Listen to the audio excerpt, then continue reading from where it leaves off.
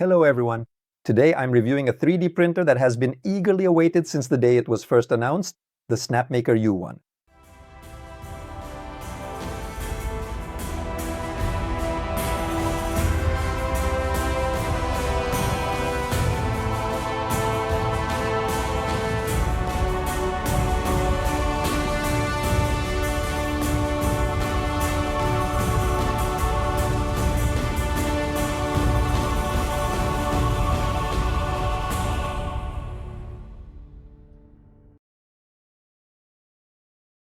Snapmaker may not be, or may not have been, one of the most popular brands on the market, but it is one of the most established brands.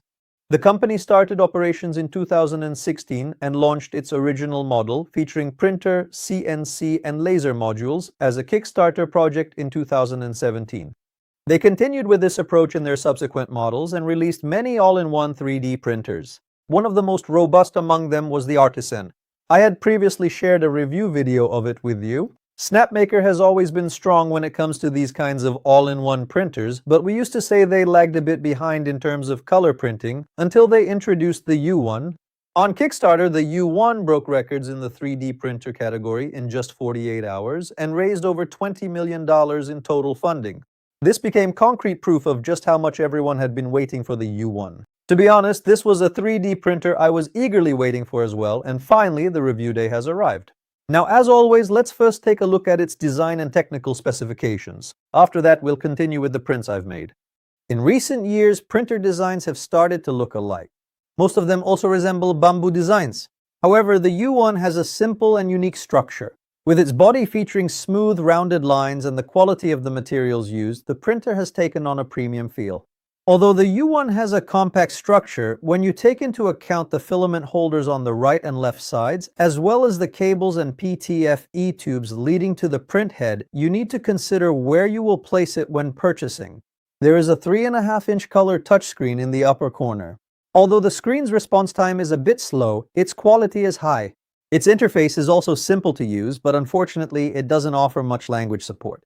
Inside, there is a flexible PEI-coated build plate, which we are now accustomed to seeing in many printers. On this plate, we can print objects with a maximum width, depth, and height of up to 270 millimeters in a single piece. Bed leveling is performed fully automatically. The nozzle touches multiple points and, thanks to its pressure-sensitive system, determines at which point and at what height it should be. The most striking feature of the U1 is, of course, that it has 4 print heads. Thanks to this, you can print in color with almost no waste if you wish, use different types of filaments or support filaments in the same print, or continue printing with another filament without stopping when one filament runs out. Snapmaker has developed a great system to precisely adjust the X, Y, and Z offsets of each head on the printer. You lift the build plate once, and each head moves to a specific point to perform a measurement there. After the measurement, the printer can achieve a high offset precision, such as 0.04 millimeters. The U1 is a fast 3D printer. It can reach a speed of 500 millimeters per second with an acceleration of 20,000 millimeters per second squared. At these speeds, especially materials like PLA need to cool down quickly. For this reason, in addition to the main cooling fan on the printer head, there is also a large auxiliary fan on the left side. The printer has wireless connectivity. Thus, models sliced in the slicing software Snapmaker Orca can be sent remotely. You can start the print, and if you wish, you can also monitor the print afterwards. You can also perform this control from your phone or tablet using the Snapmaker app. The integrated camera on it can not only be used for monitoring, but also for shooting time-lapse videos. The camera also features artificial intelligence. If there is an issue during printing, such as stringing or detachment from the build plate, it can detect this and stop the print. At this point, we're taking a short break in the video for a brief announcement. Actually, I'm not speaking English right now. In fact, I don't even know English, but thanks to Heygen AI, a powerful artificial intelligence tool, I can deliver my video content to you in English. In fact, if I wanted to, I could even start speaking Spanish right now. Quizá debería abrir un nuevo canal de YouTube para mis publicaciones en español. Or maybe in Japanese. 日本人ってテクノロジーの面ですごく進んでるんじゃないの？もしかしたら新しい YouTube チャンネルも日本語でやるのもありかもね。If you also want to publish your content globally like I do, you can use Heygen AI, which provides dubbing support in more than 175 languages. Let's pick up where we left off. When you look at it, the Snapmaker U1 is a printer that includes all the features we expect from a high-end 3D printer these days. Of course, it does have its shortcomings. I'll talk about the things I liked and didn't like, its pros and cons, all of them. But first, let's take a look at its print performance. The first print was a model that came pre-configured in the printer. As you can see, it's a small dragon model. It turned out to be a nice test model. There are multiple color changes happening. All 4 heads are working simultaneously during this print. I was able to print this model easily without any issues or problems and almost without creating any waste except for this tower. Then, using my own settings, I printed the large dragon model, which has now become my test model.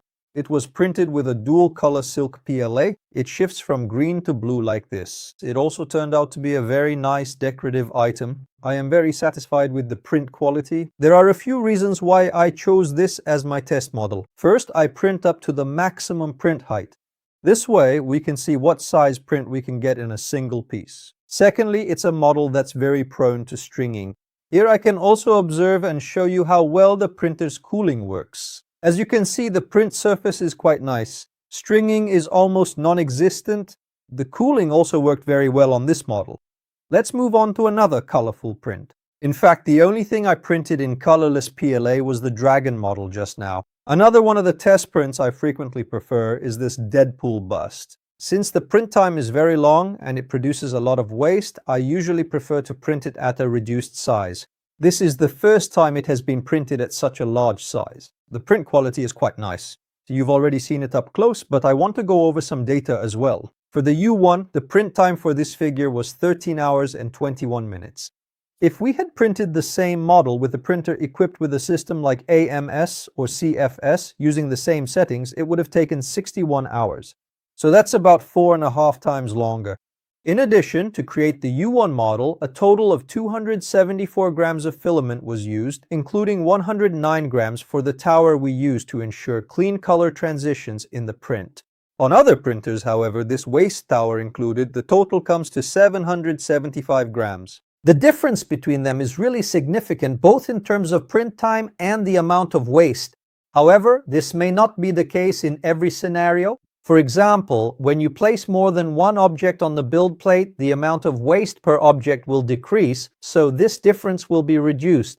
For example, I arranged these keychain models you see here on the build plate and printed them. Yes, the U1 will again produce very little waste. Systems like AMS and CFS will again generate a higher amount of waste. However, whether you print just one of these or fill the entire build plate, the amount of waste produced will be the same, so the difference between them won't be as much as printing just a single figure. Of course, this scenario applies to small prints like these. Let me give you another comparative example. For example, this Ninja Turtle model. When you try to print this with a printer like the A1, P1, SP2S or K2 combo, the print time reaches up to 2 days. However, you can get the same print with the U1 in 15 hours. I will share a detailed comparison video about this model with you soon. But I wanted to basically show you whether the system in the U1 works or not, and whether there is a significant difference compared to other systems, and to explain the logic behind it. Let's continue with other color print tests. I made a few more long prints, for example. Here is a decorative model you see. There are only a few color transitions here. Honestly, I just wanted to make this color print because I liked the model. By the way, we don't talk much about surface quality, but all the prints I made have top-level quality. You can already see this up close right now. Another color print test is a Darth Vader figure dressed in sweatpants and sneakers. It was a 2-color print. Here, I actually wanted to try out a filament. For the first time, I used one of those glow-in-the-dark filaments. It just looks white, but it's actually a filament that glows in many colors. You hold this up to the light, and in the dark, the black parts are not visible. Only the writing and the white areas on it glow. I think it's quite a nice detail. The print quality is also very good, just like the others. Even though I don't really like this character, it worked well for the color test. Color changes were made layer upon layer in many places. This was one of the prints I made just to see how well the system was working. There were no problems with this print either. The color transitions are very clean. There are no spots where the colors blend into each other. The surface quality is also quite nice. We continue with color printing tests. There are 2 beautiful flags in front of me that you probably couldn't help but notice. This one on the left is already my dear, my everything, and this is Azerbaijan. It wasn't a model with a lot of color transitions, but it was a long test model. Printing models like this, which are made up of interlocking and thin parts, takes quite a long time. Here, the printer has to repeatedly retract and push the filament. So aside from its visual appeal, it's also great as a test model. Even though it's not much, I only noticed a few nozzle marks at the very top points.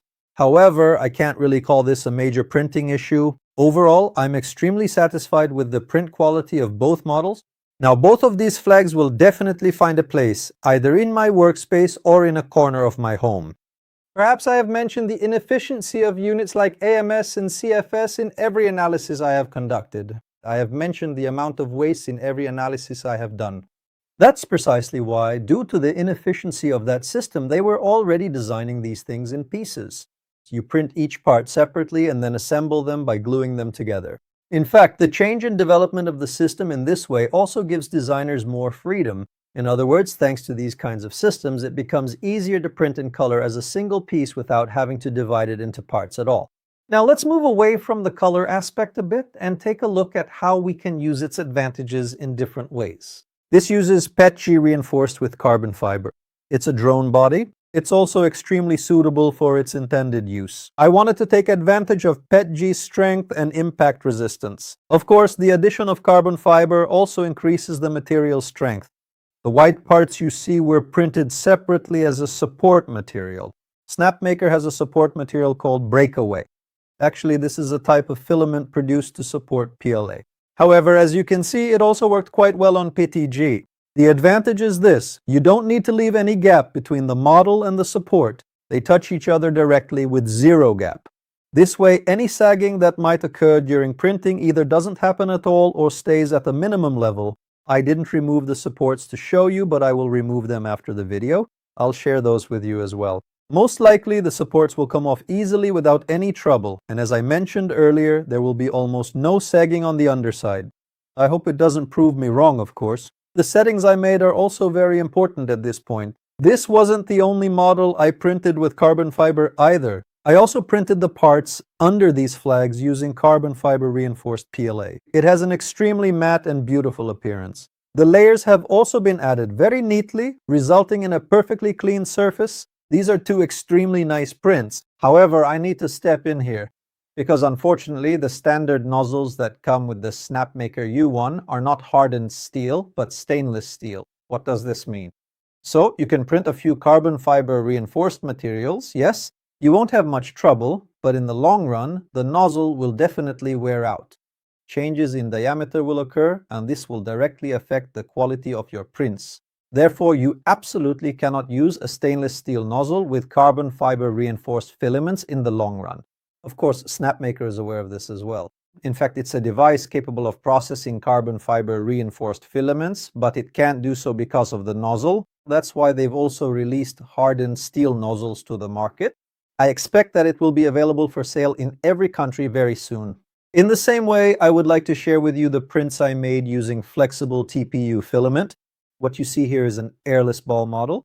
For the first time in my life, I printed a dual color TPU object.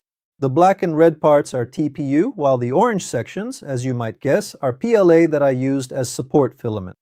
TPU and PLA do not fully bond with each other. When you apply a bit of force, you can easily separate the PLA from the TPU. That's why I wanted to try using it as a support filament like this. Of course, I wish I hadn't put so much support inside this part. It might be a bit difficult for me to remove it. But again, after the video, I will share with you the steps where I remove these supports. Now let's move on to another TPU print. It's a phone case. TPU by its very nature is a very suitable material for printing cases and covers like this. Again, I used two colors. The black and green parts you see are TPU. Since I added the text embossed on the back, I couldn't print it by laying it flat on this surface. But of course, this was also a nice test for me. Why? Because since this orange part is a support, I want to check again how easily it can be removed from the PLA material. And after removing it, I'm also curious about how the surface underneath will turn out. I'll share the removal steps with you after the video as well. so it'll be a surprise for me too. I'll be seeing the part you're looking at right now for the first time as I remove it myself. The U1 is not exactly a fully enclosed printer because the top part is open. Therefore, you can't efficiently print materials that tend to warp like ABS or ASA with this printer. I've printed ABS and ASA many times before on open frame printers as well. However, it's not possible to fully benefit from the mechanical properties of the material. The material becomes weaker when printed on an open frame printer. This is also partially true for the U1. So what did I do about this? I printed this white and blue colored piece you see here. I've always liked the idea of using the printer itself to make an add-on for the printer. The reason I chose PTG during printing is that I wanted it to have a slightly higher heat resistance in case the temperature inside the enclosure gets too high. Of course, it can also be done with PLA, but after 50 degrees, PLA starts to soften. Thinking that there might be deformations in its structure, PETG seemed more logical to me. The designer has done a really great job with this. You print it in separate parts. Without even needing to use glue, you can assemble the pieces together and integrate this onto the printer. Of course, this alone is not enough. This print is extremely compatible with IKEA's storage boxes or these transparent boxes that we can call item boxes. The person who designed it really made a very clever move. After you place the box on top, the U1 turns into an enclosed 3D printer. Yes, I mean, we can't really say it looks very stylish, but the system definitely works. Because right after that, I did some experiments with ABS. In fact, the first prints were the clips I would use to fasten this print to the IKEA box. Even though there were a lot of sharp points on the edges and corners, and even though I didn't apply any adhesive to the print bed, there was no warping at all, and during printing, the temperature inside the enclosure even reached up to 50 degrees. This is more than sufficient for materials like ABS and ASA. After that, I printed a few more ABS models. These were functional models. One of them is an adjustable mechanism that lets you raise furniture legs as you wish, and another is a simple yet functional product that can be used to lock places like garden gates. I'm also quite satisfied with the print quality of these. So once the printer is enclosed, you can easily print filaments like ABS as well. Now let's put the prints aside for a moment. When we evaluate based on these prints, we've already formed some ideas in our minds about what the U1 can do, how it does it, and at what quality. However, I want to talk a bit about the concerns of people who are researching to buy this printer. I'll proceed based on the questions I frequently receive. The U1 has 4 heads. Could this cause a problem in the long run? There isn't a clear answer to this right now, but of course it's possible. No one can guarantee that such a problem won't occur. So have I experienced any issues? There hasn't been any major issue, but during the color print tests, the print stopped twice and the printer gave a warning that the print head was not in the correct position. I didn't do anything. I said ignore it. I told it to continue printing. It went and repositioned itself in the corner. It grabbed the head and continued printing. After it continued, there were no lines or axis shifts on the surface. When I didn't see any issues in the print, I got the impression that the sensors are very sensitive. At this point, I also want to talk a bit about Snapmaker's production quality. The company has established an impressive automation system to minimize possible human errors during the production phase. Everything progresses systematically, just like on an automobile production line. Many processes are carried out with robotic arms. The welding done on the model is performed by robotic arms. All holes and slots to be opened are also made with the utmost precision using automatic CNC systems. After the parts are produced, they are placed in a coordinate measuring machine for quality control. This technology is used in the industry to perform the most precise measurement checks and provides the manufacturer with accurate information at near-perfect tolerances. After this stage, each machine that passes the inspection is subjected to a long-term test by repeatedly performing its mechanical movements. Then the process is completed with bed leveling and print tests. In my opinion, Snapmaker has established a very impressive system for this industry that can minimize the margin of error. Another frequently asked question is that the printer has 4 heads. Does this cause a lot of electricity consumption? Of course, electricity consumption may increase, but having 4 heads does not mean that electricity consumption will increase 4-fold. In the test I conducted with the bed at 65 degrees Celsius and the nozzle at 220 degrees Celsius while operating with 4 heads, I measured the hourly electricity consumption as 0.18 kilowatt hours. If we say that in 2026, 1 kilowatt hour will average $0.20, then the hourly consumption would be around 3.6 cents. In a closed-case printer with a single nozzle, this consumption would be around 0.10 to 0.11 kilowatt hours. This means that the hourly consumption will be 2.2 cents. In single-color printing, there won't be any problem related to this anyway, because only one nozzle will remain hot anyway. Therefore, in terms of electricity consumption, there might be only very minor differences between a single nozzle printer and a four-head printer. Let me clarify this point as well. All four heads are not kept hot at the same time. That is, you are doing color printing. For example, if you are printing Ninja Turtles, while the green color is being printed, the other colors are not kept at 220 degrees. But will it switch to brown next time? Right before the switch, the brown head heats up, the head change takes place, and this time the green head is cooled down. Another important point, again starting from electricity, is that we also need to talk about cost. Now, we said that there is no difference in single color printing anyway. Yes, multicolor printing consumes more electricity, but we also need to calculate this, the amount of waste. So the cost of the resulting waste is also important here, and also the printing time. On one hand, we see a print that takes 2 days, while on the other, a print that takes 15 hours. So, if we only consider the higher electricity cost, this could mislead us about the price. Another question from you was whether the printer is very noisy. The U1 is not the quietest printer I have used. When I used it day and night in the spare room of my house, it didn't bother me in the other rooms. But I wouldn't want it printing all day right next to my desk. The noise level is between 51 and 56 decibels. A single color print might not be very disturbing, but with multicolor prints, some people might be bothered by the sound of the head changing.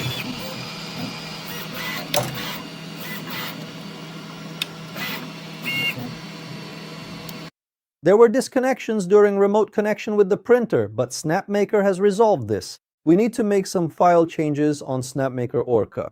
It's not a very difficult process. You just take some files and using copy-paste, you can get rid of this issue. I'd also like to thank the Ilginç Fabrika Instagram page for providing me with this information. You can also find information on how to do this in the description section. The camera lags a lot during remote connection. There isn't a smooth image. You can only observe whether the print is continuing or not. However, the quality for time-lapse videos isn't bad. It might not be enough for YouTube sharing, but it could be sufficient for mobile impressions on platforms like Instagram or TikTok.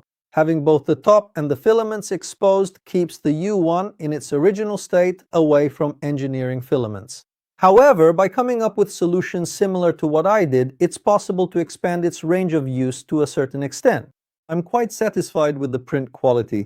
In my opinion, it's very successful. In this regard, bamboo is generally taken as a reference. I have also used many different models of bamboo, and I can say that the U1 can compete head-to-head with almost every model. Another question I often get is whether there is any banding between layers during head changes.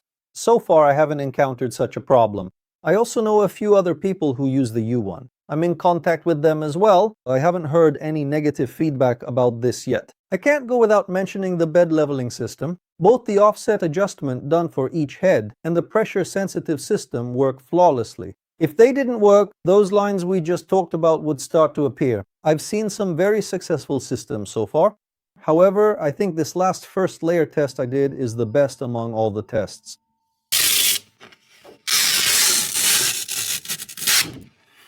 There was also a question about nozzle replacement. Unfortunately, the system we're used to seeing on Bambus and such, where you just pop out the latch, remove the hotend, and replace it with a new one, does not exist on the Snapmaker U1. Honestly, it's not a very difficult replacement, but it's not exactly practical either. First, you need to unscrew 2 bolts. Then, you carefully remove the heater and temperature sensor cables that run around the motor.